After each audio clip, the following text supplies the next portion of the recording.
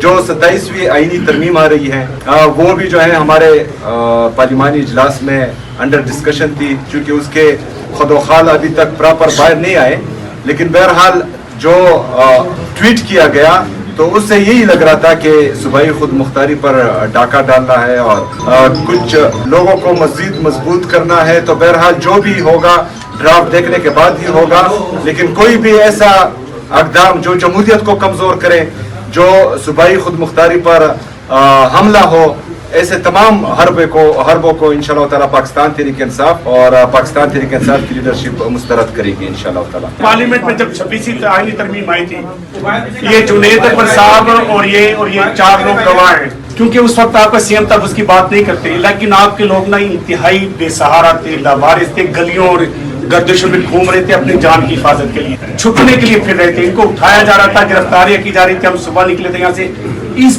اس بار آپ کے ہوتے ہوئے کوئی ایسا سین تو پارلیمنٹ میں نہیں ہوگا کہ آپ کے لوگ چھپتے ہوئے پھر رہے ہوں گے. بھائی افسوس کی بات یہ ہے کہ ہماری یہ نیشنل اسمبلی یا یہ پارلیمنٹ اتنی کمزور ہو چکی ہے کہ ہمارے ایم این ایس پر یہاں اس کی حدود میں ہاتھ ڈالا جا رہا تھا اور ہم بے بسی کے ساتھ اس کا جو ہے اس کو دیکھ رہے تھے.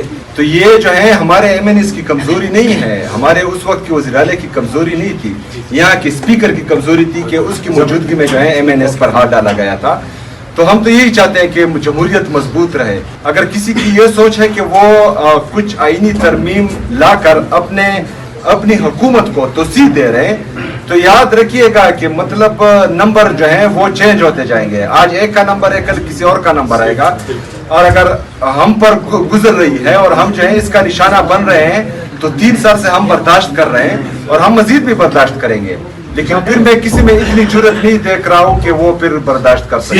آپ کے حوالے سے کافی باتیں ہوئی جب آپ وزیر اعلیٰ منتخب ہو رہے تھے، ڈی جی اسپیار صاحب نے پریس کانفرنس کی، یہاں پہ وفاقی وزراء نے بھی پریس کانفرنس کی.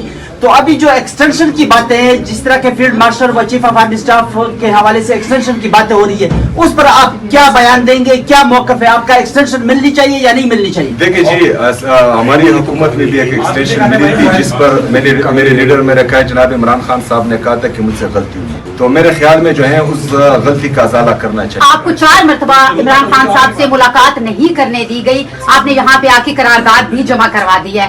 کیا سمجھتے ہیں اسی طرح سے اب آگے آپ مزاحمت کی سیاست کرنے والے ہیں، احتجاج کی کوئی کال دینے والے ہیں اگر آپ کی اس قرارداد کو بھی ردی کی ٹوکری میں پھینک دیا جائے؟ ایڈ کر لیں. یہ بتائیں کہ جمہوریت میں اور آئین میں احتجاج آئینی ہے یا غیر آئینی ہے؟